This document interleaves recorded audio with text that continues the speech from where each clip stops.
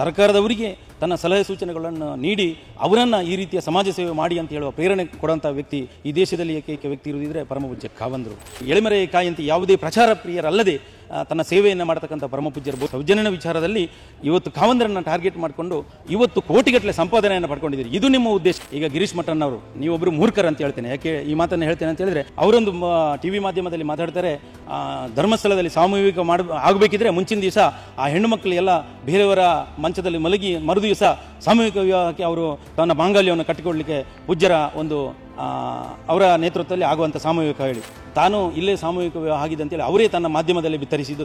ನೀವು ಸಾಮೂಹಿಕ ಮದುವೆ ಆಗುವಾಗ ನಿಮ್ಮ ಹೆಂಡತಿಯೊಟ್ಟಿಗೆ ನೀವು ಕೇಳಬೇಕು, ನಿಮ್ಮ ಹೆಂಡತಿ ಬೇರೆಯವರೊಟ್ಟಿಗೆ ಮಲಗಿ ಮರುದಿವಸ ನಿಮ್ಮೊಟ್ಟಿಗೆ ಮಾಂಗಲ್ಯ ಕಟ್ಟಲಿಕ್ಕೆ ನೀವು ಇಲ್ಲಿ ಮಾಂಗಲ್ಯ ಕಟ್ಟಿದವರ? ಖಂಡಿತವಾಗಿ ನಾವು ಸೌಜನ್ಯನಿಗೆ, ಮಂಜುನಾಥ ದೇವರಿಗೆ ಸಮಾನವಾಗಿ, ಅಣ್ಣಪ್ಪ ಸ್ವಾಮಿಗೆ ಸಮಾನವಾಗಿ ಹೇಳ್ತೇವೆ. ಆ ಮಗುವಿನ ಜೊತೆ ಅವತ್ತೂ ಇದ್ದೇವೆ, ಇವತ್ತೂ ಇದ್ದೇವೆ.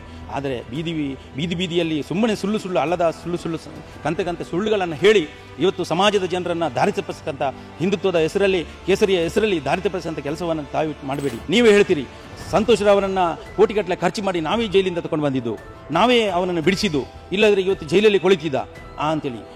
ಒಂದು ವಕೀಲರಿಗೆ ಅಷ್ಟು ಕೊಟ್ಟೆ, ಇವರಿಗೆ ಇಷ್ಟು ಕೊಟ್ಟೆ. ಇದು ಖಂಡಿತ ನಿಮಗೆ ಒಳ್ಳೆಯದಲ್ಲ. ಇದು ಕ್ಷಣಗಣನ ಮಾತ್ರ ನಿಮ್ಮ ಹೋರಾಟ.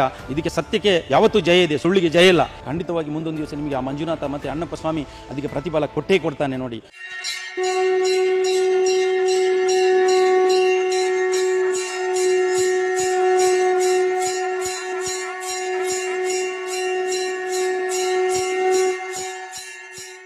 ಸರ್ ನಮಸ್ಕಾರ, ತಮ್ಮ ಹೆಸರು? ನಮಸ್ತೆ, ನಾನು ಪ್ರಭಾಕರ್ ಪಸಂದೋಡಿ ಅಂತೇಳಿ. ಇಲ್ಲಿ ಇವಾಗ ಏನು ಪ್ರತಿಭಟನಾ ಸಭೆ ನಡೀತು, ಇದ್ರ ಬಗ್ಗೆ ತಾವೇನು ಹೇಳ್ತೀರಿ? ತಾವು ಭಾಗಿಯಾಗಿದ್ದೀರಿ, ಏನು ಹೇಳಿ?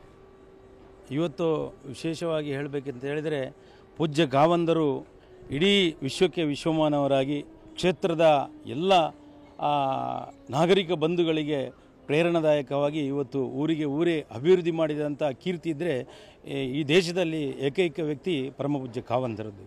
ಯಾಕೆ ಹೇಳಿದರೆ, ಇವತ್ತು ಬಡವರು ಬೇರೆ, ಶ್ರೀಮಂತರು ಬೇರೆ, ಅಥವಾ ಆ ರೀತಿಯ ಯಾವುದೇ ರೀತಿಯ ತಾರತಮ್ಯ ನೋಡದೆ ಜನಸಾಮಾನ್ಯರು ಹಿಡಿದಿದ್ದು ಪ್ರಧಾನಮಂತ್ರಿ ತನಕ ಸಮಾನ ಭಾವನೆ ನೋಡಿ ಆಯಾಯ ಕಾಲಘಟ್ಟಕ್ಕೆ ಬೇಕಾದಂಥ ಎಲ್ಲ ಜನಸಾಮಾನ್ಯರಿಗೆ ಎಲ್ಲ ಮೂಲಭೂತ ಸೌಕರ್ಯನ ಹಿಡಿದಿದ್ದು ಧಾರ್ಮಿಕ ಕ್ಷೇತ್ರಗಳನ್ನು ಇಡೀ ಊರೇ ಅಭಿವೃದ್ಧಿ ಮಾಡಿದಂಥ, ಅಥವಾ ಬೇರೆ ಬೇರೆ ಆರ್ಥಿಕವಾಗಿರ್ಬೋದು, ಅಥವಾ ಮೂಲಭೂತ ಸೌಕರ್ಯಗಳಿರ್ಬೋದು, ಅಥವಾ ಇನ್ನಿತರ ಎಲ್ಲ ವಿಚಾರಗಳನ್ನು ಒಂದು ಸರ್ಕಾರ ಮಾಡತಕ್ಕಂಥ ಅದಕ್ಕಿಂತ 10 ಪಟ್ಟು ಸರ್ಕಾರದವರಿಗೆ ತನ್ನ ಸಲಹೆ ಸೂಚನೆಗಳನ್ನು ನೀಡಿ ಅವರನ್ನು ಈ ರೀತಿಯ ಸಮಾಜ ಸೇವೆ ಮಾಡಿ ಅಂತ ಹೇಳುವ ಪ್ರೇರಣೆ ಕೊಡುವಂಥ ವ್ಯಕ್ತಿ ಈ ದೇಶದಲ್ಲಿ ಏಕೈಕ ವ್ಯಕ್ತಿ ಇರುವುದಿದ್ರೆ ಪರಮಪೂಜ್ಯ ಖಾವಂದರು.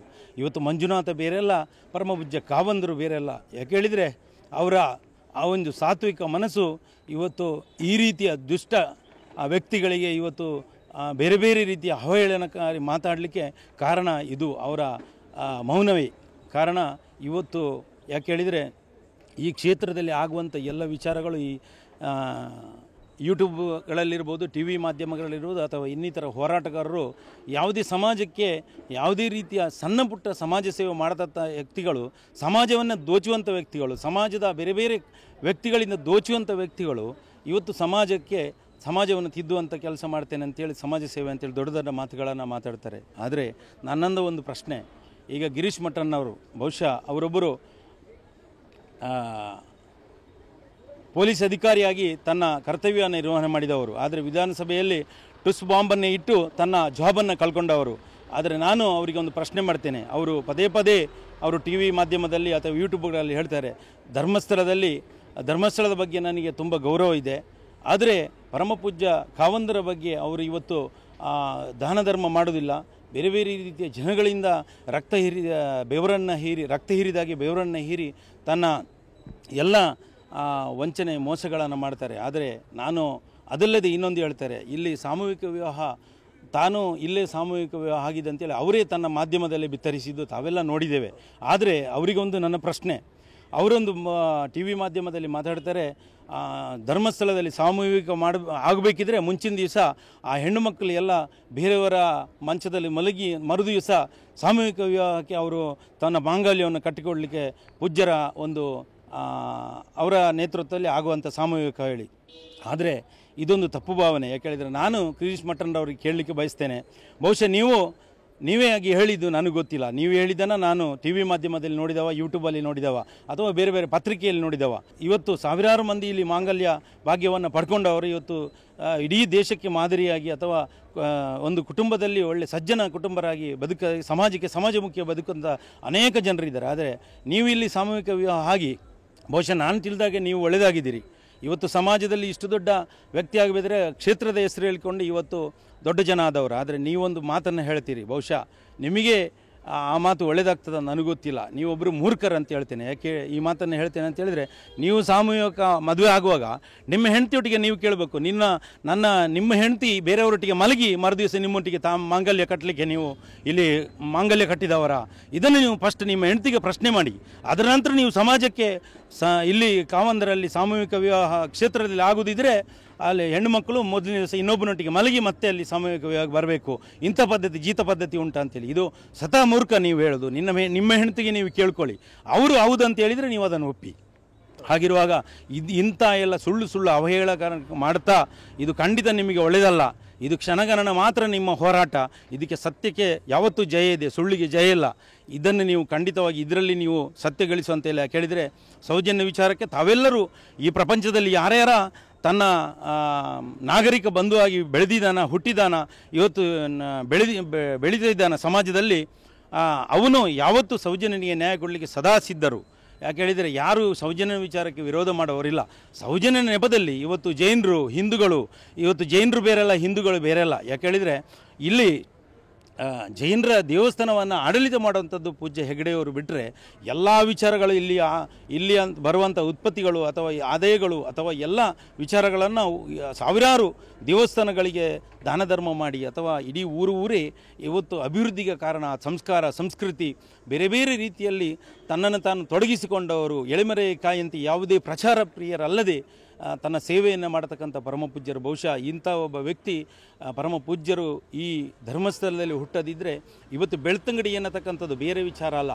ಈ ಬೆಳ್ತಂಗಡಿ ತಾಲೂಕು 81 ಗ್ರಾಮ ಇವತ್ತು ಬಡವರಾಗಿ ಬಗ್ಗಿದರಾಗಿ ಉಳಿಬೇಕಿತ್ತಲ್ಲದೆ ಇವತ್ತು ಸಮಾಜದಲ್ಲಿ ಒಬ್ಬ ವಿದ್ಯಾರ್ಥಿಗಳಿಗೆ ಒಳ್ಳೆ ರೀತಿಯ ವಿದ್ಯಾಭ್ಯಾಸ ಇರ್ಬೋದು, ಅಥವಾ ಸಮಾಜದಲ್ಲಿ ಉದ್ಯೋಗ ಇರ್ಬೋದು, ಅಥವಾ ಇವತ್ತು ಸಾಮಾಜಿಕವಾಗಿ ಎಲ್ಲ ಸಮಾಜದಲ್ಲಿ ಒಳ್ಳೆ ರೀತಿಯ ಜೀವನವನ್ನು ನಡೆಸಲಿಕ್ಕೆ ಸಾಧ್ಯ ಇಲ್ಲ ಇತ್ತು. ಇವತ್ತು ಜೀತದಲ್ಲಾಗಿ ಬ್ರಿಟಿಷರ ಕಾಲದಲ್ಲಿ ಏನು ತಾವೆಲ್ಲ ಜೀತದ ಪದ್ಧತಿಗೆ ಒಳಗಾಗಿದ್ದೇವೋ ಅದೇ ರೀತಿ ಇವತ್ತಿಗೂ ಅದೇ ಜೀತದಾಳ ಪದ್ಧತಿ ಇವತ್ತು ಇರಲಿಕ್ಕೆ ಸಾಧ್ಯ. ಯಾಕೆ ಹೇಳಿದರೆ ಈ ಬೆಳ್ತಂಗಡಿ ತಾಲೂಕಿನಲ್ಲಿ ಯಾವುದೇ ರೀತಿಯ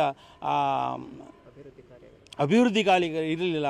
ಬಹುಶಃ ಇನ್ನೊಂದು ಅಂತ ಹೇಳಿದರೆ, ಈಗ ಹೆಣ್ಣು ಮಕ್ಕಳಿಗೆ ಯಾವುದೇ ರೀತಿಯ ವಿದ್ಯಾಭ್ಯಾಸ ಇಲ್ಲ ಇದ್ದರೂ ಬ್ಯಾಂಕಿಂಗ್ ವ್ಯವಹಾರ ಮಾಡಲಿಕ್ಕೆ ಲಕ್ಷಗಟ್ಟಲೆ ವ್ಯವಹಾರ ಮಾಡಲಿಕ್ಕೆ ತನ್ನ ಕಾಲಲ್ಲಿ ಸ್ವತಃ ನಿಂತು ತನ್ನ ಮನೆಯನ್ನು ನಡೆಸುವಂಥ ವ್ಯವಹಾರಗಳು ಅಥವಾ ಎಲ್ಲ ವ್ಯವಸ್ಥೆಗಳು, ಅಥವಾ ಇವತ್ತು ನಮ್ಮ ಬೆಳ್ತಂಗಡಿ ತಾಲೂಕು ಬರೀ ಹಳ್ಳಿ ಕುಗ್ರಾಮ. ಯಾಕೆ ಹೇಳಿದರೆ ತಾಲೂಕು, ಯಾಕೆ ಹೇಳಿದರೆ ಇಲ್ಲಿ ಯಾವುದೇ ಇಂಡಸ್ಟ್ರಿಗಳಿಲ್ಲ, ಯಾವುದೇ ಫ್ಯಾಕ್ಟ್ರಿಗಳಿಲ್ಲ. ಆಗಿರುವಾಗ ಎಲ್ಲ ಗ್ರಾಮಾಭಿವೃದ್ಧಿ ಯೋಜನೆಯ ಮೂಲಕ ಎಲ್ಲರಿಗೆ ಸ್ವಉದ್ಯೋಗವನ್ನು ಕೊಟ್ಟು ಸಿರಿ ಉದ್ಯಮದೊಂದಿಗೆ ಎಲ್ಲ ಅಲ್ಲಲ್ಲಿ ಅಂಗಡಿಗಳು ತೆರೆಯುವಂಥ ವಿಚಾರ, ವ್ಯಾಪಾರಕ್ಕೆ ಅಥವಾ ಇವತ್ತು ಸಿಡ್ಬಿ ಸಾಲ ಅಂತೇಳಿ ಅಂಗಡಿ ವ್ಯಾಪಾರಕ್ಕೆ 5 ಲಕ್ಷ ಸಾಲ, ಇನ್ನಿತರ ಸಾವಿರಾರು ವಿಚಾರಗಳುಂಟು. ಯಾಕೆಳಿದರೆ ಗ್ರಾಮಾಭಿವೃದ್ಧಿ ಯೋಜನೆಯ ವಿಚಾರಗಳನ್ನು ಹೇಳಬೇಕಂತಿಲ್ಲ. ಇವತ್ತು ಹುಟ್ಟಿದ ಮಗುವಿಂದ ವೃದ್ಧರ ತನಕ ಎಲ್ಲರಿಗೂ ಗೊತ್ತಿದ್ದ ವಿಚಾರ. ಅದನ್ನು ನಾವು ಹೇಳುವಂಥ ಅವಶ್ಯಕತೆ ಇಲ್ಲ. ಯಾಕೆಳಿದರೆ ನಾನು ಹೇಳೋದು, ಸೌಜನ್ಯ ಪರ ಹೋರಾಟ ಮಾಡತಕ್ಕಂಥ ಯಾವುದೇ ವ್ಯಕ್ತಿಗಳಿರಿ, ಖಂಡಿತವಾಗಿ ನಾವು ಸೌಜನ್ಯನಿಗೆ, ಮಂಜುನಾಥ ದೇವರಿಗೆ ಸಮಾನವಾಗಿ, ಅಣ್ಣಪ್ಪ ಸ್ವಾಮಿಗೆ ಸಮಾನವಾಗಿ ಹೇಳ್ತೇವೆ. ಆ ಮಗುವಿನ ಜೊತೆ ಅವತ್ತೂ ಇದ್ದೇವೆ, ಇವತ್ತೂ ಇದ್ದೇವೆ. ಆದರೆ ಬೀದಿಯಲ್ಲಿ ಸುಮ್ಮನೆ ಸುಳ್ಳು ಅಲ್ಲದ ಸುಳ್ಳು ಕಂತೆ ಸುಳ್ಳುಗಳನ್ನು ಹೇಳಿ ಇವತ್ತು ಸಮಾಜದ ಜನರನ್ನು ದಾರಿ ತಪ್ಪಿಸಕ್ಕಂಥ ಹಿಂದುತ್ವದ ಹೆಸರಲ್ಲಿ, ಕೇಸರಿಯ ಹೆಸರಲ್ಲಿ ದಾರಿ ತಪ್ಪಿಸೋಂಥ ಕೆಲಸವನ್ನು ತಾವು ಮಾಡಬೇಡಿ. ಯಾಕೆ ಹೇಳಿದರೆ ಈ ಹೋರಾಟದಲ್ಲಿ ಮುಂಚಿನಲ್ಲಿ ಯಾರು ಹೊರಟಿದ್ದೀರಾ, ತಾವು ಇವತ್ತು ವ್ಯಕ್ತಿ ಅಂತೇಳಿ ಗೊತ್ತಾಗಿದ್ದರೆ ಹಿಂದುತ್ವ, ಕೇಸರಿ ಸಮಾಜ ಇದರಿಂದಾಗಿ ನೀವು ವ್ಯಕ್ತಿ ಅಂತೇಳಿ ಗೊತ್ತಾಗಿದ್ದು. ಹಾಗಿರುವಾಗ ಇವತ್ತು ಅದನ್ನೇ ಬೇರೆ ಬೇರೆ ನೆಪದಲ್ಲಿ ನೀವು ಬಳಸಿಕೊಂಡು ಇವತ್ತು ಸಮಾಜವನ್ನು ದಿಕ್ಕು ತಪ್ಪಿಸುವಂಥ ಕೆಲಸ ಮಾಡಬೇಡಿ ಅಂತೇಳಿ ನಿಮ್ಮೊಟ್ಟಿಗೆ ಕಳಕಳಿಯ ವಿನಂತಿ. ಬಹುಶಃ ನಿಮ್ಮ ಹೋರಾಟ ಬೆರಳೆಣಿಕೆ ದಿವಸ ಮಾತ್ರ ಖಂಡಿತ ಅಂತ್ಯ ಅಂತೇಳಿ ಖಂಡಿತ ಇದೆ. ಧರ್ಮಸ್ಥಳದ ಇತಿಹಾಸವನ್ನು ಕಂಡರೆ ಅನೇಕ ವಿಚಾರಗಳಿದೆ. ಹಾಗೆ ಹೇಳಿದರೆ ಆಗಿರುವಾಗ ಖಂಡಿತ ಇದು ನೀವು ವ್ಯಕ್ತಿಯ ಮೇಲೆ ಟಾರ್ಗೆಟ್ ಮಾಡಿಕೊಂಡು ಸೌಜನ್ಯನ ವಿಚಾರದಲ್ಲಿ ಇವತ್ತು ಕಾವಂದರನ್ನು ಟಾರ್ಗೆಟ್ ಮಾಡಿಕೊಂಡು ಇವತ್ತು ನಿಮ್ಮ ಬೇಳೆ ಬೇಯಿಸಲಿಕ್ಕೆ ಇವತ್ತು ಒಂದು ವಿಚಾರವನ್ನು ಹೇಳ್ತಿದ್ದೇನೆ. ಬಹುಶಃ ನಾನು ಈ ಹೋರಾಟಕ್ಕೆ ಯಾರು ಆಗಿ ಇಳಿದಿದ್ದೀರಾ. ಬಹುಶಃ ನಾವು ಜೊತೆಯಾಗಿ ಇದ್ದವರು, ಅನೇಕ ವರ್ಷದಲ್ಲಿ ಜೊತೆಯಾಗಿದ್ದವರು. ಅಂದರೆ ಯಾರು ಸರ್ ಪರ್ಟಿಕ್ಯುಲರ್ ಯಾರ ಬಗ್ಗೆ? ಪರ್ಟಿಕ್ಯುಲರ್ ಆಗಿ ಮಹೇಶ್ ಶೆಟ್ಟಿ ತಿಮ್ಮರೊಡ್ಡಿ ಅವರು. ಬಹುಶಃ ನಾವು ಒಂದು ಟೈಮಲ್ಲಿ ಹಿಂದೂ ಜಾಗರಣ ವೇದಿಕೆ, ಬೆಳ್ತಂಗಡಿ ಹಿಂದೂ ಜಾಗರಣ ವೇದಿಕೆ, ಸಂಘ ಪರಿವಾರದ ಸಂಘಟನೆಯಾದ ಹಿಂದೂ ಜಾಗರಣ ವೇದಿಕೆಯಲ್ಲಿ ತಾನು ಒಬ್ಬ ಜವಾಬ್ದಾರಿಯಲ್ಲಿ ಕೆಲಸ ಮಾಡಿಕೊಂಡು ಅವರ ಜೊತೆಯಾಗಿ ಅವರು ಪುತ್ತೂರು ಜಿಲ್ಲೆ ಸಂಚಾಲಕರಾಗಿರುವಾಗ ನಾವು ಗಣೇಶೋತ್ಸವ ಕಾರ್ಯಕ್ರಮ ಇರ್ಬೋದು ಅಥವಾ ಇನ್ನಿತರ ಎಲ್ಲ ಕಾರ್ಯಕ್ರಮಗಳ ಜೊತೆಯಾಗಿ ಸಮಾಜಮುಖಿಯಾಗಿ ಸಂಘಟನೆಗಳಿರ್ಬೋದು ಅಥವಾ ಬೇರೆ ಬೇರೆ ಸಮಾಜೋತ್ಸವ ಇರ್ಬೋದು ಅಥವಾ ಇನ್ನಿತರ ಪಾಪದ ಬಡ ಮಕ್ಕಳಿಗೆ ಏನಾದರೂ ಸಹಾಯ ಮಾಡುವಂಥ ವಿಚಾರ ಇರ್ಬೋದು, ಎಲ್ಲವನ್ನು ಜೊತೆಗೆ ನಾವು ಕೆಲಸ ಕಾರ್ಯಗಳನ್ನು ಮಾಡಿದವರು. ಆದರೆ ಯಾವುದೇ ಈ ಸಮಾಜಮುಖಿಯಾಗಿ ಕೆಲಸ ಮಾಡಬೇಕಿದ್ರೆ ಒಬ್ಬ ಉದ್ಯಮಿ ಅವರ ಹತ್ರ ಹೋಗಿ ಒಂದು 2,000 5,000 ಇಂಥ ಕಾಯಿ ಚಾಚಿ ಅವರೊಟ್ಟಿಗೆ ಪಡ್ಕೊಂಡು ನಾವು ನಮ್ಮೊಟ್ಟಿಗೆ ಯಾವುದೇ ರೀತಿಯ ಸಂಪತ್ತಿರಲಿಲ್ಲ. ಆದರೆ ಇವತ್ತು ಈ ಸೌಜನ್ಯ ನೆಪದಿಂದ ಸೌಜನ್ಯನ ಹೆಸರುಳಿಕೊಂಡು ಹೋರಾಟ ಮಾಡಿಕೊಂಡು ಕಾವಂದರನ್ನು ಹಿಗ್ಗಾಮುಗ್ಗ ಬೈದುಕೊಂಡು ಧರ್ಮಸ್ಥಳದ ಕ್ಷೇತ್ರವನ್ನು ಟಾರ್ಗೆಟ್ ಮಾಡಿಕೊಂಡು ಇವತ್ತು ಕೋಟಿಗಟ್ಟಲೆ ಸಂಪಾದನೆಯನ್ನು ಪಡ್ಕೊಂಡಿದ್ದೀರಿ. ಇದು ನಿಮ್ಮ ಉದ್ದೇಶ. ಯಾಕೆಂದರೆ ನಿಮ್ಮನ್ನು ಸಮಾಜಕ್ಕಲ್ಲ ಸ್ವಂತಕ್ಕೋಸ್ಕರ ನೀವು ಸ್ವಾರ್ಥಕ್ಕೋಸ್ಕರ ಮಾಡತಕ್ಕಂಥ ಈ ಒಂದು ಹೋರಾಟ ಖಂಡಿತವಾಗಿ ನಾನು ಮಂಜುನಾಥ ದೇವರು ನಿಮಗೆ ಖಂಡಿತ ಒಳ್ಳೆಯದು ಮಾಡೋದಿಲ್ಲ. ಯಾಕೆ ಹೇಳಿದರೆ ಈ ರೀತಿ ನೀವು ಅಲ್ಲದ ಸಲ್ಲದ ವಿಚಾರಗಳನ್ನು ನಿಮ್ಮ ಸ್ವಾರ್ಥಕ್ಕೋಸ್ಕರ ಮಾಡೋದಿದ್ರೆ ಖಂಡಿತವಾಗಿ ಮುಂದೊಂದು ದಿವಸ ನಿಮಗೆ ಆ ಮಂಜುನಾಥ ಮತ್ತು ಅಣ್ಣಪ್ಪ ಸ್ವಾಮಿ ಅದಕ್ಕೆ ಪ್ರತಿಫಲ ಕೊಟ್ಟೇ ಕೊಡ್ತಾನೆ. ನೋಡಿ, ಖಂಡಿತ ಯಾರಿಗೂ ಈ ಪ್ರಪಂಚದಲ್ಲಿ ಬಿಟ್ಟು ಹೋಗಲಿಲ್ಲ, ನಿಮ್ಮನ್ನು ಬಿಡುವುದಿಲ್ಲ. ಇದು ಖಂಡಿತವಾಗಿ ಹೇಳ್ತೇನೆ. ಯಾವುದೇ ಕಾರಣಕ್ಕೂ ನಿಮಗೆ ನನಗೆ ವೈಯಕ್ತಿಕ ದ್ವೇಷಗಳಿಲ್ಲ. ಇದು ನೀವು ಮಾಡೋಂಥ ಸರಿಯಲ್ಲ. ನೀವು ಅಷ್ಟು ನಿಮಗೆ ಹೋರಾಟದ ಕಿಚ್ಚಿರ್ತಿದ್ರೆ ನೀವು ಸೌಜನ್ಯನಿಗೆ ನ್ಯಾಯ ಕೊಡಬೇಕು. ಖಂಡಿತವಾಗಿ ಕಾನೂನಾತ್ಮಕವಾಗಿ ಹೈಕೋರ್ಟಲ್ಲಿ ನ್ಯಾಯ ಸಿಕ್ಕಿದೆ. ಯಾವುದು ಕೋರ್ಟು ಕಚೇರಿಗಳಲ್ಲಿ ತಾವು ಅನೇಕ ಕೇಸುಗಳನ್ನು ಪುತ್ತೂರು ಬೆಳ್ತಂಗಡಿ ತಾಲೂಕು ಇರ್ಬೋದು, ಪುತ್ತೂರು ಕೋರ್ಟ್ ಇರ್ಬೋದು ಅಥವಾ ಮಂಗಳೂರು ಕೋರ್ಟ್ ಸೆಕ್ಷನ್ ಕೋರ್ಟ್ ಇರ್ಬೋದು, ಎಲ್ಲ ಕೋರ್ಟ್ಗಳಲ್ಲಿ ನೀವು ತನ್ನ ಕೇಸುಗಳನ್ನು ಸಂಘಟನಾತ್ಮಕವಾಗಿ ಹೋರಾಟ ಮಾಡಿದವರು ನಿಮಗೂ ಗೊತ್ತಿದೆ. ಆಗಿರುವಾಗ ನಾನು ಸುಮಾರು ಅನೇಕ ಕೇಸುಗಳನ್ನು ಆ ರೀತಿ ಹೋರಾಟಗಳನ್ನು ಮಾಡ್ತಾ ಇರುವಾಗ ನಮಗೆ ಕೇಸುಗಳಾಗಿದೆ. ಆದರೆ ಜಡ್ಜಿ ಕೊಟ್ಟಂಥ ತೀರ್ಪಿಗೆ ಅದು ಸರಿಯಾದ ತಪ್ಪ, ಅದು ಖಂಡಿತವಾಗಿ ಅದು ನ್ಯಾಯ ಪರವಾಗಿ ಅವರು ಕೊಡತಕ್ಕಂಥ ಒಂದು ತೀರ್ಪು. ಆ ತೀರ್ಪನ್ನು ನೀವು ಸ್ವೀಕಾರ ಮಾಡದೆ ನಿಮ್ಮದೇ ಒಂದು ಸ್ವಂತ ತೀರ್ಪು ಅಂತೇಳಿ ಯಾವಾಗ ನೀವು ಮುಂದೋಗ್ತೀರಾ, ಇದು ನಿಮ್ಮ ಸ್ವಾರ್ಥಕ್ಕೋಸ್ಕರ ನೀವು ಮಾಡತಕ್ಕಂಥ ವಿಚಾರ. ಯಾಕೆ ಹೇಳಿದರೆ ನೀವೇ ಹೇಳ್ತೀರಿ, ಸಂತೋಷ್ ರಾವರನ್ನು ಕೋಟಿಗಟ್ಟಲೆ ಖರ್ಚು ಮಾಡಿ ನಾವೇ ಜೈಲಿಂದ ತಗೊಂಡು ಬಂದಿದ್ದು, ನಾವೇ ಅವನನ್ನು ಬಿಡಿಸಿದ್ದು, ಇಲ್ಲದ್ರೆ ಇವತ್ತು ಜೈಲಲ್ಲಿ ಕೊಳಿತಿದ್ದ ಅಂಥೇಳಿ. ಒಂದು ವಕೀಲರಿಗೆ ಅಷ್ಟು ಕೊಟ್ಟೆ, ಇವರಿಗೆ ಇಷ್ಟು ಕೊಟ್ಟೆ ಅಂಥೇಳಿ ನಾನು ಹೇಳೋದಲ್ಲ, ನೀವೇ ಯೂಟ್ಯೂಬಲ್ಲಿ ಹೇಳಿದಂಥ ನನ್ನ ಮೊಬೈಲಲ್ಲಿ ಇವತ್ತು ಸ್ಟೋರ್ ಮಾಡಿ ಇಟ್ಟಿದ್ದೇನೆ, ನಾಳೆ ಬೇಕಿದ್ದರೆ ಅದನ್ನು ಪ್ರಸಾರ ಮಾಡ್ತೇನೆ. ಇದೆಲ್ಲ ಸಮಾಜದಲ್ಲಿ ಎಲ್ಲರಿಗೂ ಗೊತ್ತಿದೆ. ಆದರೆ ಇವತ್ತು ಸುಮ್ಮನೆ ಯಾಕೆ ಕೂತ್ಕೊಂಡಿದ್ದಾರೆ ಅಂತ ಹೇಳಿದರೆ ಸಮಾಜದಲ್ಲಿ ಇಂದಲ್ಲ ನಾಳೆ ಇದಕ್ಕೆ ಖಂಡಿತವಾಗಿ ಅಂತ್ಯ ಆಗೇ ಆಗ್ತದೆ. ಮಂಜುನಾಥ ಅಣ್ಣಪ್ಪ ಇವರನ್ನು ಈಗ ಎಷ್ಟು ಬೆಂಕಿಗೆ ಇದು ಉರಿತಾ ಇರತಕ್ಕಂಥ ಸೀಮೆಯನ್ನು ಒಯ್ದಾಗ ಎಷ್ಟು ಉರಿಬೋದು, ಸೀಮೆಯನ್ನು ಕಾಳುವಾಗ ಅದು ನಂತರ ಕಡಿಮೆ ಆಗ್ತದೆ ಬೆಂಕಿ ಅಥವಾ ನಂದಿ ಹೋಗ್ತದೆ. ಅದೇ ರೀತಿ ಇದು ಆಗ್ತದೆ. ಅಣ್ಣಪ್ಪ ಮಂಜುನಾಥ ಖಂಡಿತ ಅವರಿಗೆ ಇತಿಶ್ರೀ ಮಾಡಿಯೇ ಮಾಡ್ತಾರೆ. ಅವರಿಗೆ ತಕ್ಕ ಅವರು ಮಾಡಿದಂಥ ಹೋರಾಟಕ್ಕೆ ಖಂಡಿತವಾಗಿ ಜಯ ಅಲ್ಲ, ಅವರಿಗೆ ಯಾವ ಶಿಕ್ಷೆ ಆಗೇ ಆಗ್ತದೆ ಅನ್ನೋದ ನಂಬಿಕೆ ಕೋಟ್ಯಾಂತರ ಭಕ್ತರ ಇದೊಂದು ಧಾರ್ಮಿಕ ಕ್ಷೇತ್ರ, ನಂಬಿಕೆಯ ಕ್ಷೇತ್ರ. ಇದರ ಬಗ್ಗೆ ಖಂಡಿತವಾಗಿ ನಮಗೆ ನಂಬಿಕೆ ಇದೆ ಅಂತೇಳಿ ಹೇಳುತ್ತಾ, ಮುಂದೊಂದು ದಿವಸ ಖಂಡಿತವಾಗಿ ಪೂಜ್ಯ ಕಾವಂದರ ಜೊತೆ ನಾವೆಲ್ಲರೂ ಖಂಡಿತ ಇದ್ದೇವೆ, ಕ್ಷೇತ್ರದ ಜೊತೆ ನಾವಿದ್ದೇವೆ, ನ್ಯಾಯಕ್ಕೋಸ್ಕರ ನಾವಿದ್ದೇವೆ. ಯಾವುದೇ ರೀತಿಯ ಆಶೆ ಆಕಾಂಕ್ಷ ಅಥವಾ ನಾವು ಪೇಡ್ ಗಿರಾಕಿಗಳಲ್ಲ, ಕ್ಷೇತ್ರದ ಭಕ್ತರಾಗಿ ನಾವು ತಮ್ಮ ಜೀವನವನ್ನೇ ಮುಡುಪಾಗಲಿಕ್ಕೆ ಸದಾ ಸಿದ್ಧರಿದೆ ಹೇಳುತ್ತಾ. ಟಿವಿ ವಿಕ್ರಮ, ದೇಶ ನಿಮ್ಮ ಕೈಯಲ್ಲಿ. ವಿಕ್ರಮದ ಕಾರ್ಯಕ್ರಮಗಳನ್ನು ನಿರಂತರವಾಗಿ ವೀಕ್ಷಿಸಲು ಸಬ್ಸ್ಕ್ರೈಬ್ ಮಾಡಿ, ಬೆಲ್ ಐಕನ್ ಒತ್ತಿ.